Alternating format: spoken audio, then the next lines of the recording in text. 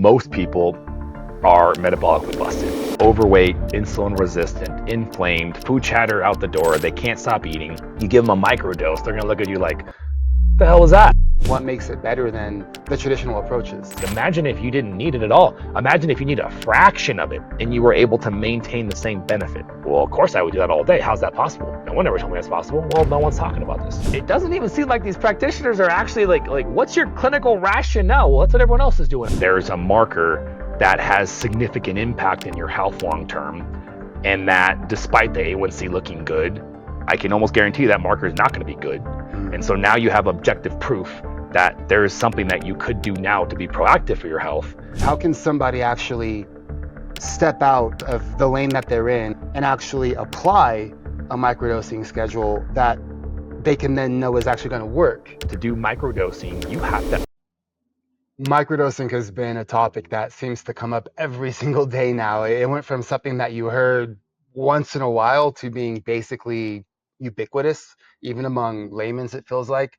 So let's just jump right into it. What is microdosing and how does it apply? And what are the benefits towards typical dosing?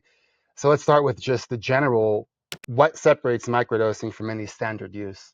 Yeah, so we're talking about GLP-1s. Microdosing is a concept of using much lower doses.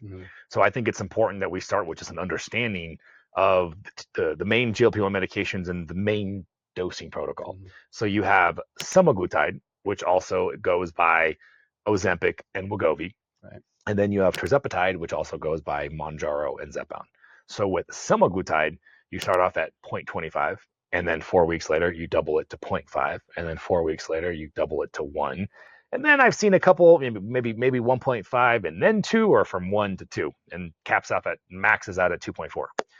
Same concept with tirzepatide. You start off at 2.5 milligrams, and then 4 weeks later, 5 milligrams, and then 4 weeks later, 10 milligrams, and that one actually caps off at 15. Not 24. So the ratio doesn't exactly plan out 10 to 1, but it's a very cookie cutter template. Every 4 weeks, double the dose. Every 4 weeks, double the dose, or at least every 4 weeks, increase the dose. And it doesn't even seem like these practitioners are actually like what's your clinical rationale? Well, that's what everyone else is doing. I swear to God, I think that's and I'll tell you, this is happening because the percentage of prescriptions that are being written for GLP-1s coming from a well-educated practitioner, whether it's an obesity specialist or somebody that really understands it, is very low. And the majority of these prescriptions are coming from med spas, coming from telemed companies. There's little to no interaction between doctor and the patient. And so all you can rely on is the template at the dismay of the patient and the suffering that happens, because this is where side effect comes from. And this is why they're getting wrecked by side effects, because they're getting massively increased much faster than they would need to otherwise, which is kind of related to what we're talking about. So what is microdosing GLP-1 medications? It is using a much lower dose to achieve the desired result. Now, it's very interesting because there are, and look, the original pioneer, she's amazing, and I am interacting with her, and I'm just going to keep her name out of it just due to all the craziness that's been going on with, I would say, censorship in front of us. But she's the original pioneer, and it's to what she's doing. She's using a fraction of the dose and helping improve the health of an individual, reducing inflammation and improving insulin resistance. Now, you're not getting massive reduction in hunger, but you're getting massive improvements in physiology. But here's the kicker. To do microdosing, you have to already be in a much improved state. You have to already be near optimal, and you're using this microdose to become optimal. Well, let's back up here for a second. The majority of people watching this right now are not in optimal health. They're far from it. And so a microdose, which would be a much lower dose than the 2.5 and the 0.25 that we talked about earlier, it ain't going to cut it for the majority of people. Right. So with respect to the original sort of design of microdosing, that's not what we're doing. And I'll get into what we're doing in a second, but it's important that we make that distinction, because I know a lot of people out there are very, very confused when it comes to microdosing. Now, one thing that we see often is individuals who are at that max dose not at their goal yet, and they're kind of at that standstill mode, like, what now, right? Their back's a little bit against the wall. So was this creation that was meant to address that specifically? Was it made to just lower the impact that any foreign technically contaminant could have on the system, or is there something else behind this whole thing? What's fueling this movement, and what makes it better than the traditional approaches out there?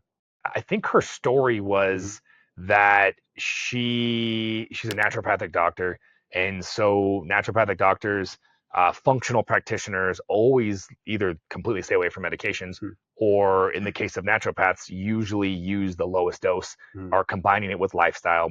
So it just, I think it was her original inclination towards any drug in that, Mm-hmm. for that matter, because we all functional naturopathic believe in no medications or using the lowest dose possible. So I think there's just multiple applications of that. But yeah, one of the main reasons why it's such an amazing approach Mm-hmm. is the fucking side effects are just massive. I mean, people are complaining and suffering, nausea, diarrhea, vomiting. I mean, diarrhea to the point where some people literally can't leave the bathroom, nausea all damn day. And Mm-hmm. the sad part is you almost don't, people out there, if I don't feel the nausea, did I get actual stuff? Like, because you want, nausea is a nice confirmation that it's working. Mm-hmm. So how awful is that, right?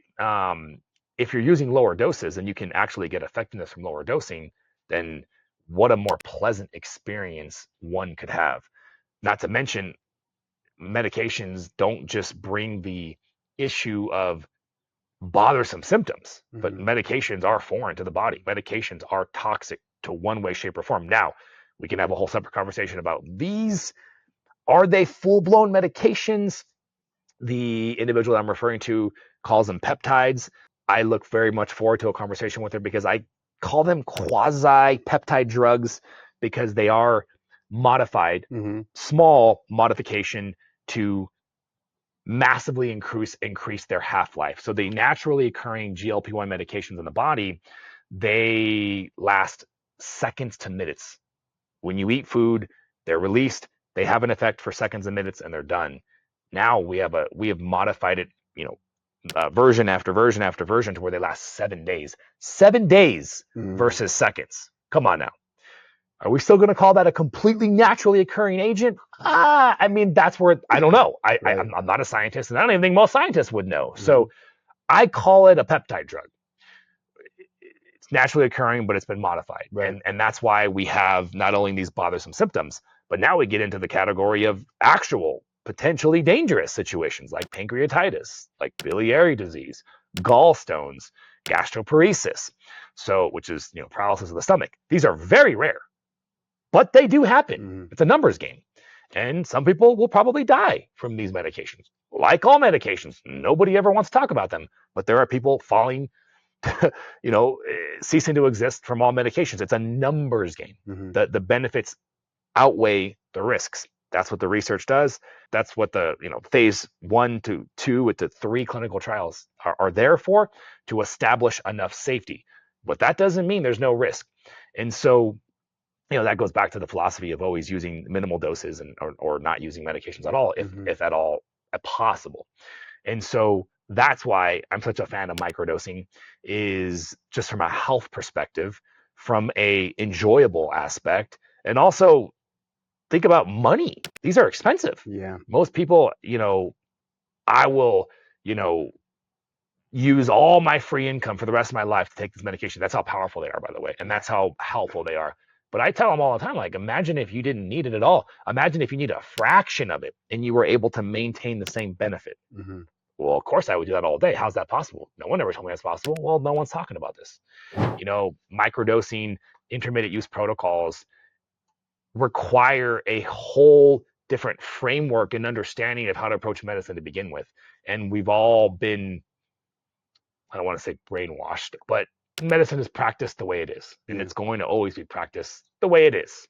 All the research is funded by the companies that make the money off the drug itself. Come on. You Mm-hmm. really think they're going to be researching methods to actually use less of the medication? No, Mm-hmm. they're not going to do that. financial interests alone don't even make sense in the very capitalistic society that we're in. So there's always going to be that strong bias towards using more dose. So this is a very unconventional approach. So microdosing obviously doesn't just apply to GLPs. Certain medications, especially safe ones, other peptides, hormones, as an example. Where do you see microdosing applying and fitting in? Specifically, what popular or incredibly useful applications do you see microdosing working? Yeah, I mean, low dose naltrexone is a great example. So naltrexone is an FDA approved medication for its own use case for Mm, alcohol and opiate recovery in addicts. And then there's this low dose naltrexone, which is the same medication, but it's a fraction of the dose, which has a completely different approach in the body, a completely different effect in use mm, case. It's massively reducing inflammation and it's modulating, which means improving in the direction that we want, the immune system. Very, very powerful, all from a microdose of the original medication. And the way that our practitioners in my clinics practice hormone therapy is a little different than a lot of clinics out there. A lot of clinics will just throw people on the hormones to achieve symptom resolution because that's what the patient's paying for. But there's no regard to, well, can we combine the hormones with lifestyle, for example, so that we can get the desired result, which usually is energy, brain fog, things of that nature, with less hormones? How can I make the hormones that I've given you more effective so that you don't need as much? No one's taking that approach. mm. Same thing is happening with GLP-1 medications. So my providers have always looked at hormone therapy as an adjunctive therapy, but we have to get lifestyle in so that we don't need as much of the hormone therapy itself. Got it. So, looking at all of this, how can somebody actually step out of the lane that they're in, of the current titration schedule or the current dosing schedule of whatever they're on, and actually apply a microdosing schedule that they can then know is actually going to work and be applicable for whatever their goals are? Like, how do you manage all of that and put it together? Yeah. How do you make microdosing work, right? Yeah, for sure. There's the magic, right? There's the secret sauce because as I said earlier, most people are metabolically busted, overweight, insulin resistant, inflamed, food chatter out the door. They can't stop eating. You give them a microdose, they're going to look at you like, the hell was that? I thought this shit was supposed to be magical. It didn't do anything for me. Mm, So, yeah, you're not going to have happy people when you throw them on a microdose. A microdose is only going to work on an already optimized individual. Now, we're talking about GLP-1s. Low dose naltrexone, no, a microdose of that particular situation works good for mm, what we're trying to use it for. But in this case, for the desired outcome that people want, which is an initiator to weight loss. Unfortunately, some people want the medication to do everything for them. But yeah, it ain't going to happen with the microdose for the majority of people. You have to already be, like we said at the beginning of this episode, somewhat optimized, somewhat improved for a microdose to be effective and clinically relevant. So we're going to have to start most people at that standard 2.5, 0.25 to get the ball rolling, to make something happen. Now, I'm on my TikTok lives every day and I'm talking to hundreds of people.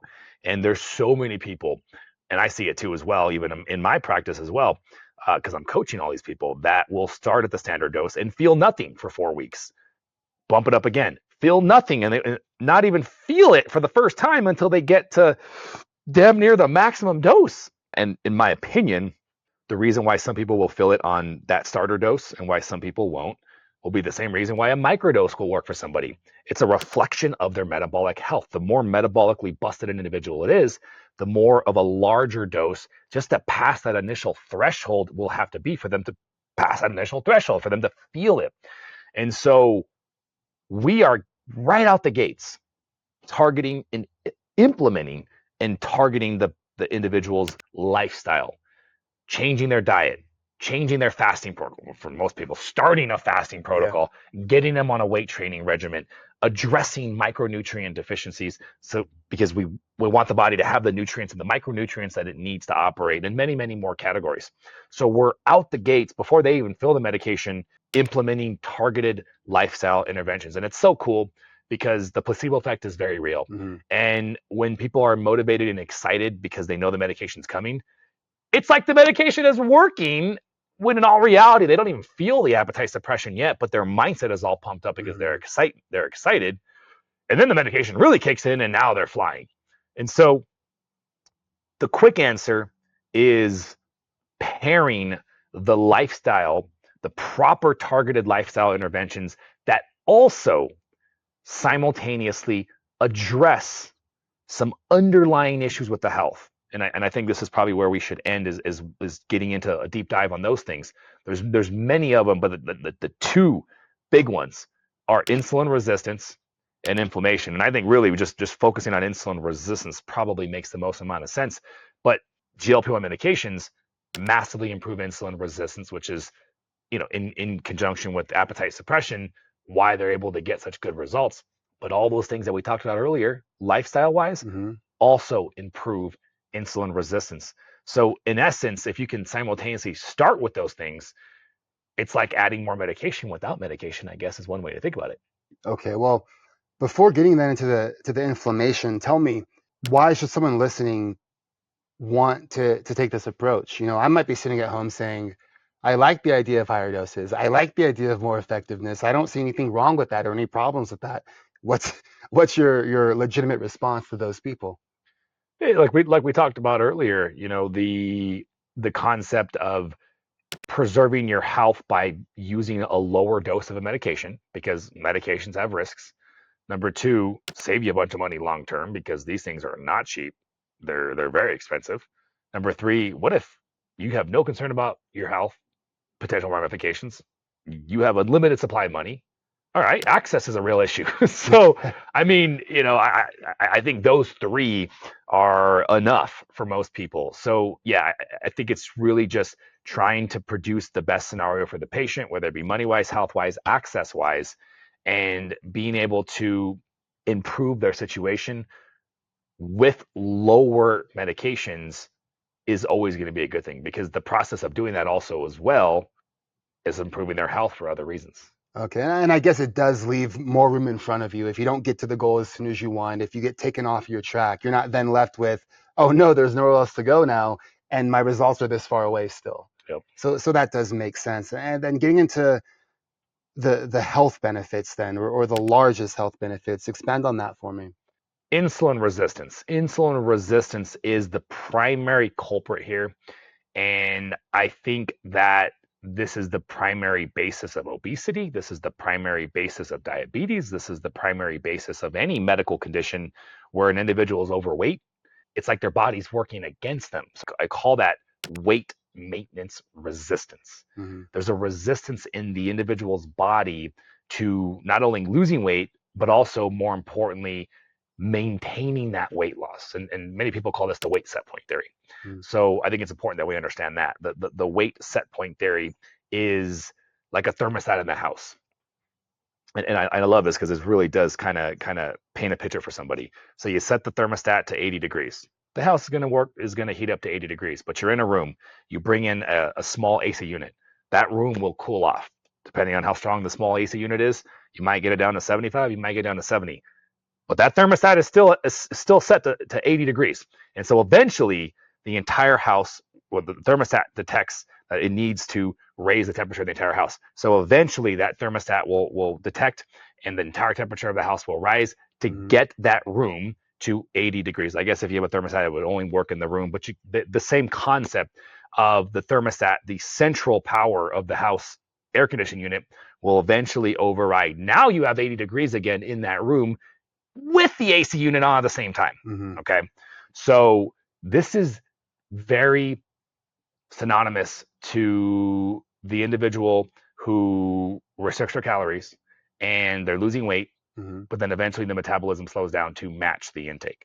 But they're eating less, they're exercising, and they're no longer losing weight because the metabolism has cranked down to match, just like that central heating unit cranked up to match even with the exercise happening, even with the portable AC unit on. So it's a very powerful mechanism. And this is all driven by not actually insulin resistance. It's actually driven by chronically elevated insulin levels.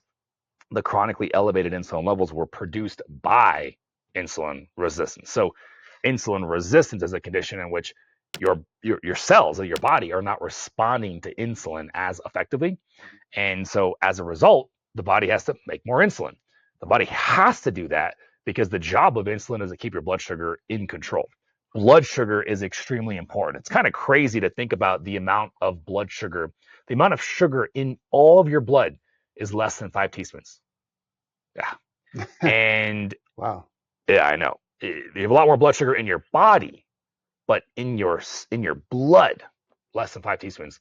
And if that rises, it can kill you really quickly. So your body does everything it can via the action of insulin to keep that blood sugar in an ideal optimal range. And then there's other hormones. If insulin is too aggressive at lowering, you have glucagon, which gets released to bring it back up. And it's usually a teeter-tottering back and forth.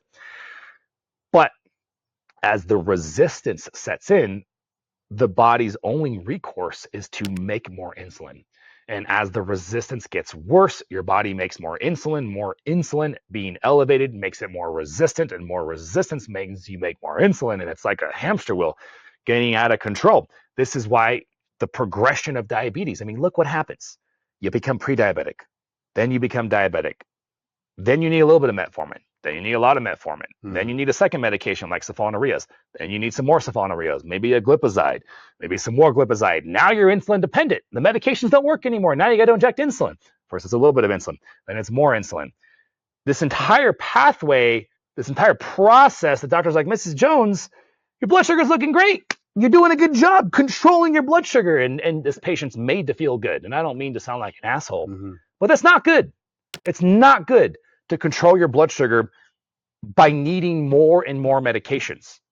Yes, you're not dying now, but you are progressively getting worse. It's requiring more and more drugs, which each have their own complications and side effects down the line. But the problem is getting worse and worse and worse. So maintaining blood sugar while needing less medications would actually mean recovery, would actually mean healing. And so this is why many doctors refer to or really believe at their core that diabetes and obesity are chronic irreversible diseases, because from their viewpoint, and they don't get the opportunity to see what I see, the coaching, the lifestyle, the intervention. So they're like, yeah, it's an irreversible disease. Like, what are you talking about? You're going to be able to beat that with lifestyle.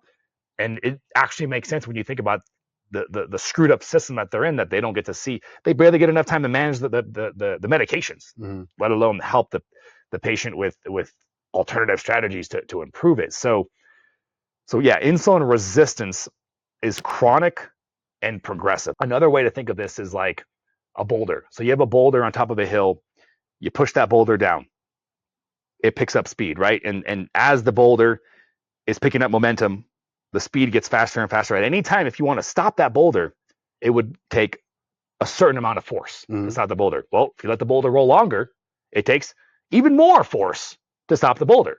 That's your insulin resistance. Now, what do GLP-1 medications do? Because it's really important to understand that. Think of a GLP-1 medication like a big, I don't know what you call those helicopters that what do you call those helicopters that the Army uses, where it's got like the massive ones that you see Army dudes drop off of? I don't know what you call like those. transport helicopters? Yes, really, just the really strong ones. Yeah. So GLP-1 is like a transporter helicopter, drops a claw, grabs that boulder, has enough power to stop that boulder, lift it back up the mountain. That's GLP-1 doing its thing, but eventually it runs out and it drops it. Well, if the boulder wasn't that far down the hill, it might get you all the way to the top, meaning if your insulin resistance wasn't that bad, GLP-1 can do all the work for you. It can carry all the load. But you give it to somebody who's significantly insulin resistant, it still gives them a huge advantage, but it might not be enough. So it's got a limit to how much it can do. But the point of it is, even if the helicopter gives up and you're not at the top of the mountain yet, the amount of force that it would take is lighter. The amount of force, that would be the manual. That would be lifestyle. That would be fasting. That would be weight training.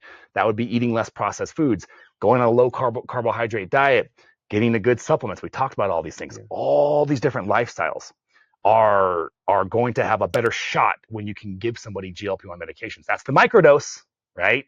So how much help do you want from the helicopter?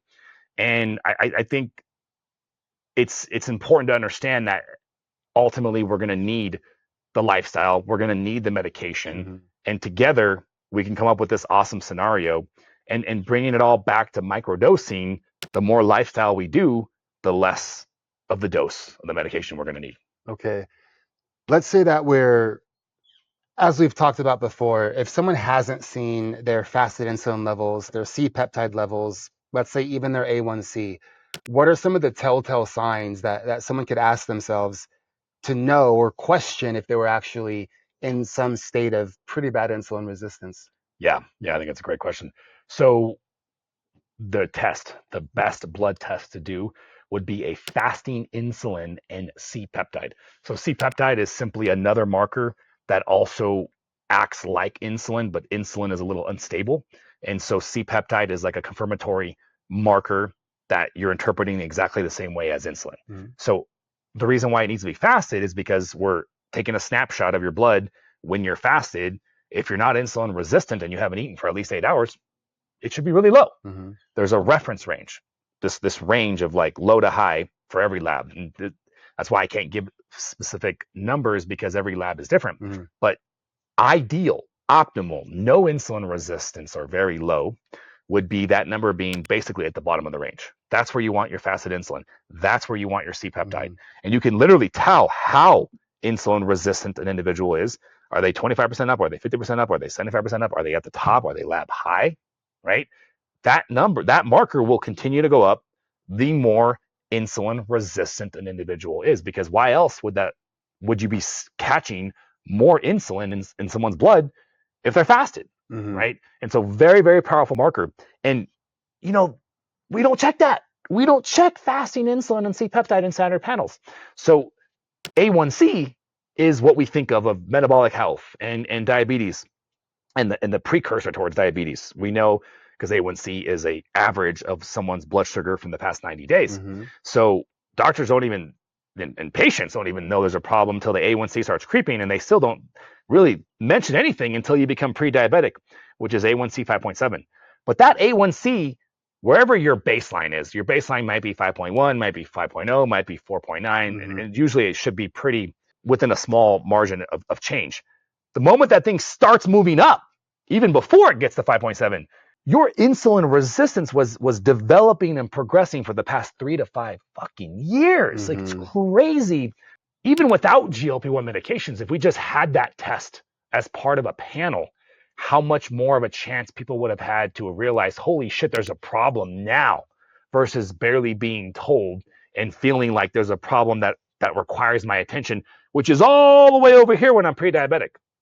And even then, some doctors are like, it's okay, you're pre-diabetic. We'll worry about it when you become diabetic. We'll give you some metformin. It's like, don't worry about it. Are you kidding me? Yeah.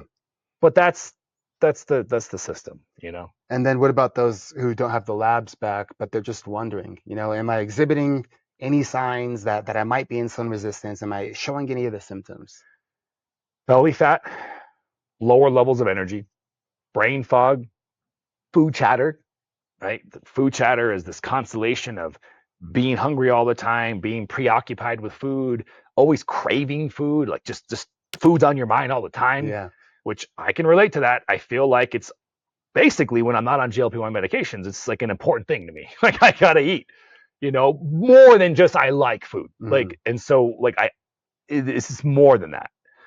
My fiance points that out too. If it's been like 3 or 4 weeks since I've had a little small micro dose, she's like, "You're eating pretty ravenously there. You haven't said a word." I'm like, you know, eating my food, and I'm like, okay, damn, she's right. It's really interesting. So yeah, the food chatter, the belly fat. You can see skin tags, which are little like developments of tissue. They're called skin tags. Darkening of the skin, brain fog, lower levels of energy, and weight gain, of course. Hmm. Yeah, that's perfect. And I know you wanted to keep today quick, concise, just generally when it comes to microdosing, when it comes to adjusting insulin resistance, what are the parting words you would leave to someone to help them understand how doable it is to take action on this stuff and how important it is? You now understand that there's a marker that has significant impact in your health long term, and that despite the A1C looking good, this marker likely, because you wouldn't be watching this if you presumably weren't at least a little overweight, I can almost guarantee that marker is not going to be good. Mm. And so now you have objective proof that there is something that you could do now to be proactive for your health. And also, if you didn't know this, that pathway that's starting is the main pathway towards cardiovascular disease, towards cancer, towards obesity, towards diabetes, the biggest killers. And so get off your ass, put in the work, be proactive, protect your health because you only got one. So say those two tests again. Fasting insulin and C-peptide. And how do you get those done? You ask your doctor to do it, which may or may not do it. You may have to pay out of pocket because insurance companies won't cover it. Many primary cares won't be able to do it, although they can only give you insurance rates. So you can go to a clinic like ours, freaking charge you $45, $49 for a fasting insulin C-peptide test. There's also plenty of clinics that would do the test as well, out of pocket, super cheap. And I think if you've never had a fasting insulin C-peptide and you're not at a nice optimal healthy weight, then you should check that because it'll be a nice reality check. $50 to find out if you're on a path towards something that could affect literally the rest of your life. Yes. Thanks, man. Appreciate it. Of course.